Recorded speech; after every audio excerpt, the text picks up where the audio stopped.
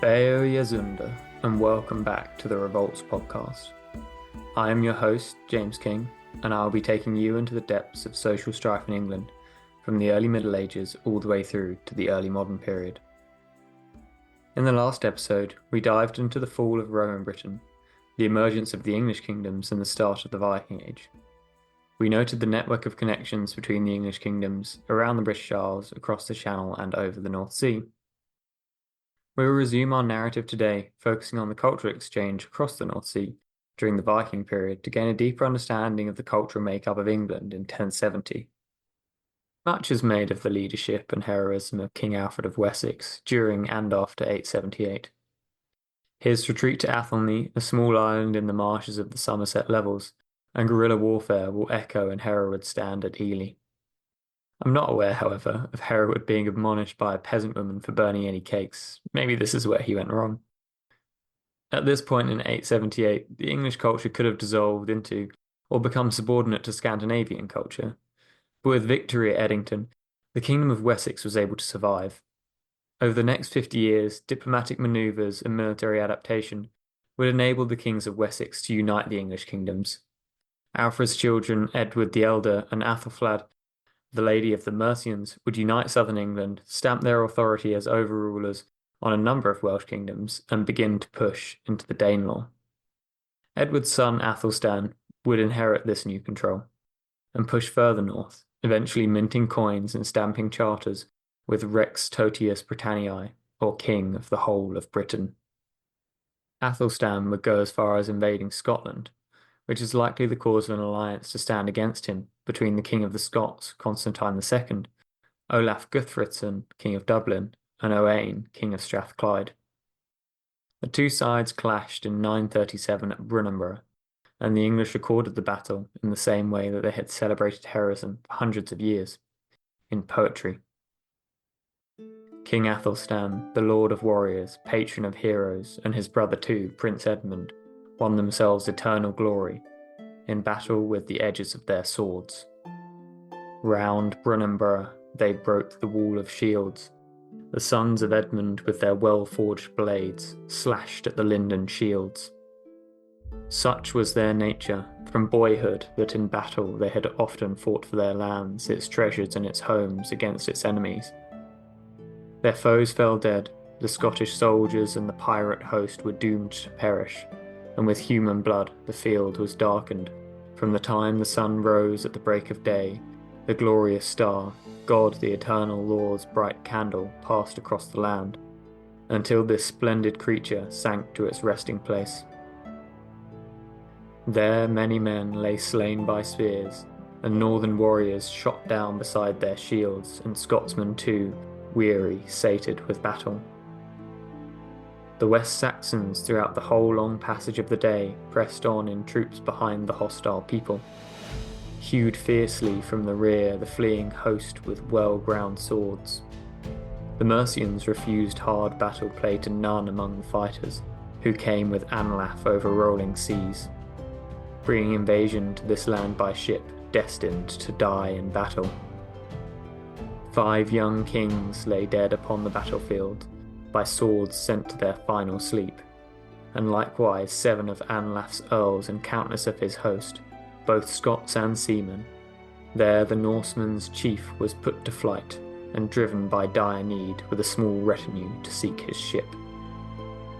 There has not on this island been ever yet a greater number slain, killed by the edges of the sword before this time, as books make known to us. And old and learned scholars, after Angles and Saxons came to this country from the east, over the broad sea sought the land of Britain. Proud war makers, victorious warriors, conquered the Welsh, and so obtained this land.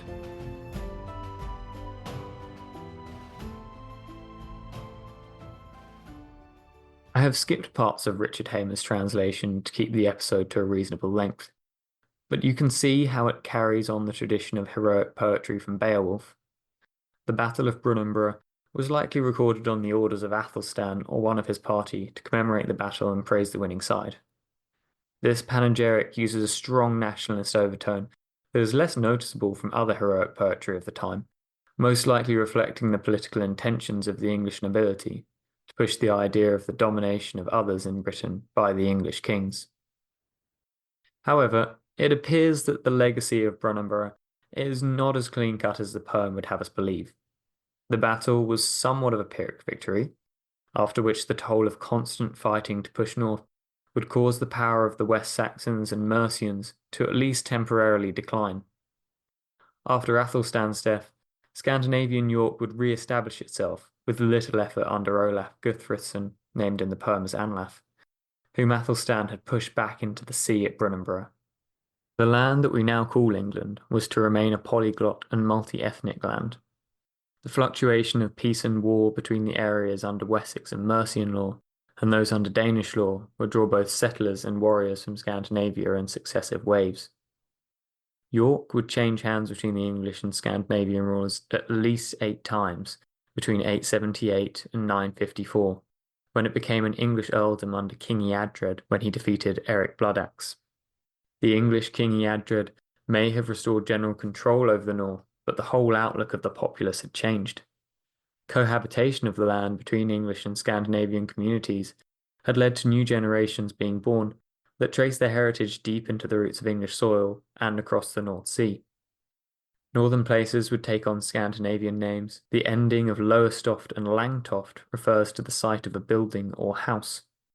The gates of York are still referred to as bars, such as Bootham Bar, and the streets are still referred to as gates, such as Coppergate. The Scandinavian and English languages would intermingle, and this shared heritage and cultural identity would play a key role in the next 100 years or so. We do not only see the Scandinavian influence on English culture during this time, though. Both cultures had a great effect on each other. Christian missionaries had certainly been in contact since the early 8th century when Willibrord travelled to Denmark on a mission. A monk at Glastonbury Abbey named Sigefridus was referred to as the Norwegensis Episcopus, or Bishop of the Norwegians. It is possible that this bishop was invited to Norway by Håkon, King of Norway, around 934. It was over this period that the petty kingdoms of Scandinavia began to coalesce into kingdoms more closely resembling those in England. I use the phrase begin to coalesce very carefully, as this process is another hotly debated topic, much like the slightly earlier process of unification in England. Whether this process is some kind of response to interaction with the English kingdoms is also up for debate, but at the same time we start to see the Christianization of Scandinavia as well, which is possibly another driver for unification.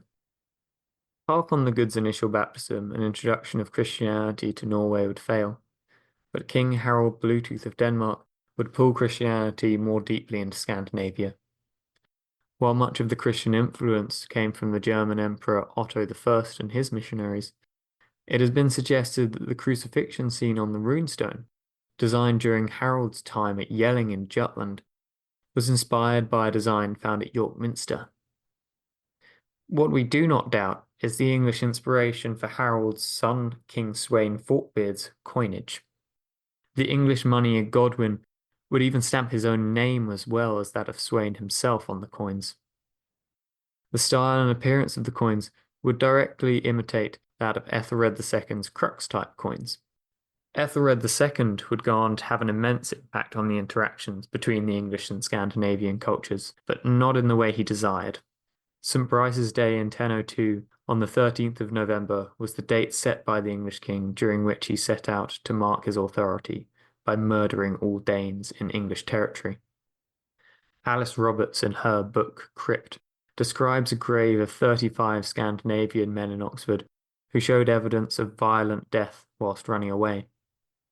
It could be easy to write these off as warriors who perished in battle, but beyond the violent injuries suffered during death, their remains showed little to no evidence of old-healed battle wounds, and the presence of tuberculosis in one likely rules them out of being a warrior. If you read further on the topic, you may find that it is possible that the Danes, and especially Sweyn, had a more personal reason for their reaction to the massacre. According to William of Malmesbury, at the time of the massacre, Gunhilda, a sister of Sweyn Forkbeard and married to Palig, a Dane who served Athelred but deserted to raid Anglo-Saxon settlements, were hostages at Athelred's court. William reports that both were killed during the massacre. However, William was writing the Gesta Regum Anglorum, or History of the English Kings, as a sort of continuation of Bede's ecclesiastical history in the late 11th and early 12th century, around 100 years later. There is no mention of these individual murders before this time in the sources, and it is difficult to confirm or deny the existence of Gunhild at all. There is very little evidence for her existence. However, it would not be the first or last time our sources are almost silent on the importance of women. If the murders did take place, then it would seem that Sweyn's conquest occurring 10 years later was a very delayed response. How widespread the take-up of this command was is unknown, but what we do know is that the Scandinavian response to the massacre would earn Athelred, whose name means nobly counselled, his famous nickname, the Unready, which comes from an Old English phrase meaning the ill-advised.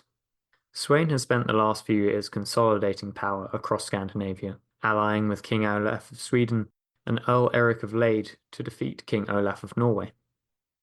After this consolidation, it appears Sweyn and his fellow Scandinavians felt comfortable to increasingly spend time raiding in England. Over the next 10 years, raids which involved Sweyn, Thorkel the Tall, Sweyn's son Canute, as well as Swedish and Norwegian counterparts, increased dramatically in scale. Exact chronology and placement are difficult to establish, but Sweyn is reported as raiding in England between 1003 and 1005. Another raid between 1006 and 1007 caused a tribute of 13,400 kilograms of silver to be paid by Athelred. His son Canute was also likely involved in the 1009 and 1012 raids led by Thorkel. These 10 years seem to have broken English leadership severely enough to lay the groundwork for full conquest by Sweyn in 1013. Normandy's role in the troubles of the late 10th and early 11th century is a picture of mixed loyalties. The Treaty of Rouen had been signed by Ethelred and Richard I of Normandy in 991. Arbitrated by a papal legate, this treaty assured peace between Normandy and Wessex, possibly as a response to Normandy harbouring English exiles. Richard's successor, Richard II, then broke this treaty. According to the Anglo-Saxon Chronicle, at the turn of the millennium he harboured Viking fleets, agreeing to sell their plunder. It is here that one of our best sources becomes important. The Gesta Normanorum Ducum, or Deeds of the Norman Dukes, was written during the 11th century by William of Jumièges. Little is known about William other than that he was a monk from a Benedictine monastery in Jumièges in Normandy. The Deeds was originally written in 1060, but in the same year that Hereward was revolting against Norman rule in 1070, William I requested William of Jumièges to extend his history to glorify his conquest. The extension would make his work one of the earliest and most detailed sources for the conquest. The Deeds records the retaliation of Athelred by an invasion of Normandy at the Val de Serre in the Cotentin Peninsula. According to William of Jumièges, the invasion aimed to capture the Duke Richard II. Initially, this move seems plausible, even logical. Capturing the Duke would have allowed Athelred to exact terms on him and prevent Normandy from harbouring Viking armies. Richard was, however, not present at the battle, and the Anglo-Saxon army would be defeated by Nael of Saint-Sever. The defeat marks the beginning of the period where Normandy and England become far more intertwined. Soon after the invasion, Athelred marries Richard II's sister Emma of Normandy, referred to in Anglo-Saxon sources as Alfgifu. Emma would be queen to two kings of the English, namely Athelred and Canute, Sweyn Forkbeard's son, and mother to two more, Arthur Canute and Edward the Confessor. Her important role is handed down to us in the Encomium Emme Reginae, written down by an unknown author that we refer to as the Encomiast. This marital connection tied the two polities so closely together that when Sweyn conquered England in 1013, Athelred escaped to Normandy and the court of his brother-in-law, Richard II. Normandy would also harbour Athelred and Emma's sons during the period of Danish rule of England. Athelred would only spend parts of 1013 and 1014 in Normandy. He was invited back after the death of Sweyn in 1014 and would rule England for more than 2 years until his own death in 1016. Athelred is known to history as an ineffectual leader, but his actions for good or bad would make an indelible mark on the history of England for many years to come. He was also considered a military failure, lacking in valour, unlike his son Edmund II, who would briefly succeed him. Edmund was chosen as king in London in 1016. Although history will remember Edmund with generous praise, fate would not be so generous to him. He would first have to face the rising tide of Sweyn's son and Emma's future husband, Canute. Canute was in parallel elected King of the English by the Witan, a council of the nobles of England that traditionally took a role in electing English kings. Edward's military prowess in his showdown with Canute would earn him what is probably my favourite cognomen in history, Ironside. Although Canute is not widely discussed in England, he was probably the most powerful king the North Sea area would experience in the medieval period. He would also become King of Denmark and Norway, and exerted significant influence in Ireland and Scotland and Sweden as well. His conquests would later lead historians to refer to him with the cognomen the Great, and his polities collectively as the North Sea Empire. After his election, Canute landed with his forces in Greenwich to contest the succession. Unlike Athelred, Edmund was able to raise a national army and strong resistance to the invasion. The state of war would last several months, starting in spring and crossing over the harvest period into early winter. Edmund would win the Battle of Brentford and wear down the invaders significantly enough, so that when he was eventually defeated at the Battle of Assendon, Edmund would be able to retain Wessex, ceding the rest of the English kingdoms that held more Danish influence to Canute. Fate would then deal Edmund another cruel blow. Shortly after the treaty left him control of Wessex, he died, and Canute was accepted as King of Wessex. Watch this space though, because Edmund's line will play a key role in the anti-Norman insurrections. Remember the names Edward the Exile and Edmund Atheling. But let's resume back in England with Canute for now. To me, it's not his conquests that are so interesting, but more his outward personality and acceptance in the areas that he conquered.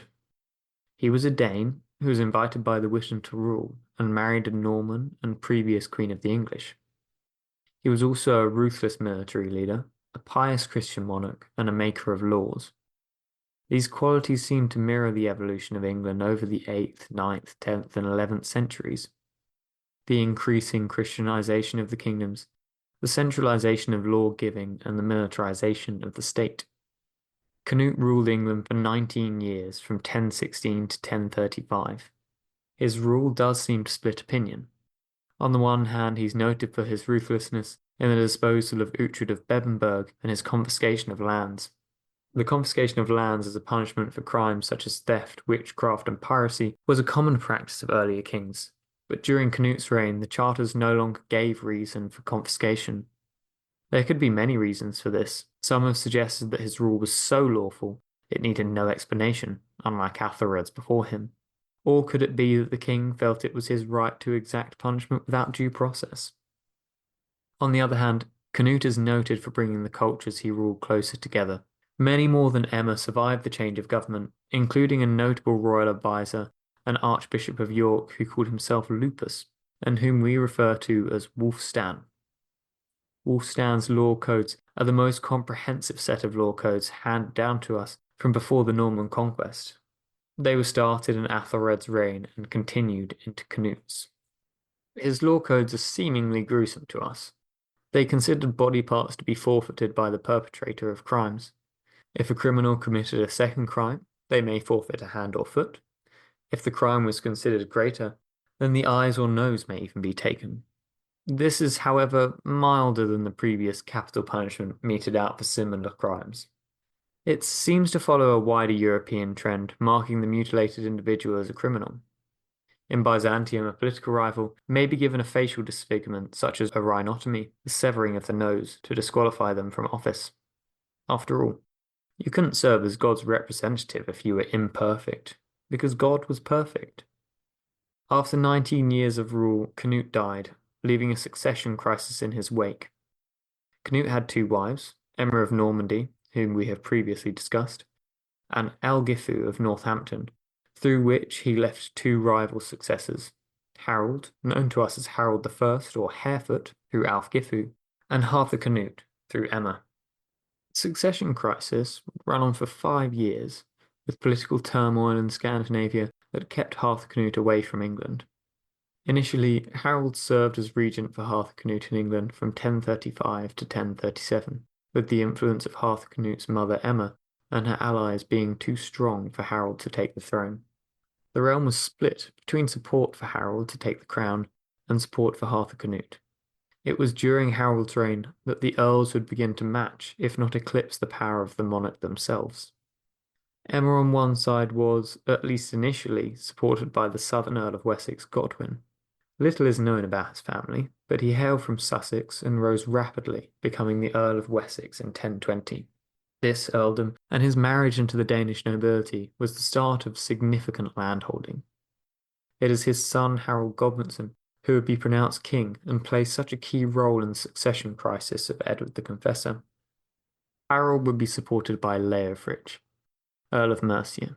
Leofric was another man who was made by Canute. Although his family had held titles of the earldom of the Wicker and the earldom of Mercia, Leofric was behind his brother Northman for the earldom. The information comes down to us from the Chronicle of the Abbey of Croyland, which is certainly an interesting text. It spans several periods from the 600s through to the 1400s. The gaps in the text and the uncertain identity of its earlier authors have led historians to use its contents with caution. Ingolf, its supposed original compiler, loves dramatization. He labels Ethelred as having most wretchedly sat upon the kingly throne for a period of 37 years, and Edmund as full of valour, only to having been slain through the treachery of the perfidious Duke Edric of Mercia. The chronicler then goes on to say how Canute had Edric hanged and thrown into the Thames to be eaten by the fishes. It seems that Northman, Leofric's brother, supported Edric and was also put to death, with the noble Leofric being raised to the earldom. With Leofric's support in 1037, Harold Harefoot would be raised to the kingship in the north, with Harthacnut considered to be too absent to properly govern the realm. During this political and geographical split, Emma resided in Winchester. The encomium Emmae Reginae becomes increasingly important here. The encomium was recorded after these events to sully Harold's reign and increase support for her own son's claim to the throne during Emma's exile in Flanders, the northern coastal port of what is now Belgium, with notable ports enabling access to the North Sea, Kent coast, and Thames estuary. The encomiast claims that Harold sent letters to Edward and Alfred, her sons, through Athelred, pretending to be Emma, claiming that she needed support against Harold.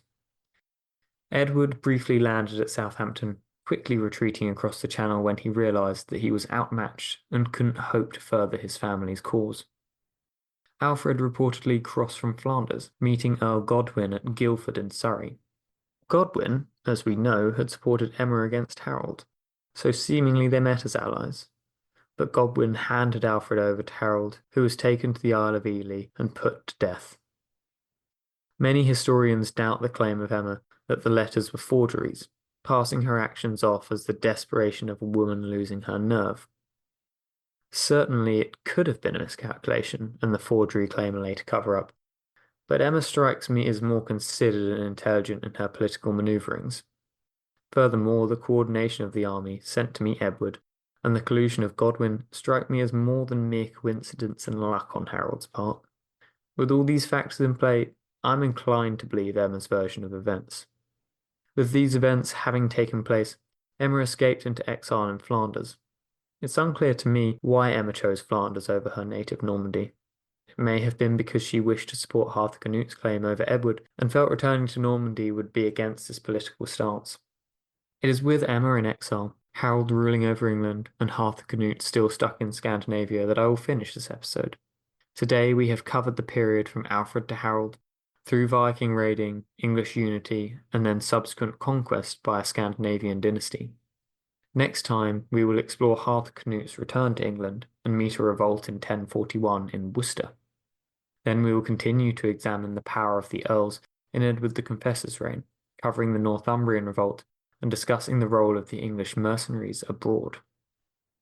Along with the primary sources mentioned, I would again recommend Mark Morris's book, The Anglo-Saxons, A History of the Beginning of England, covering a lot at the start of this episode.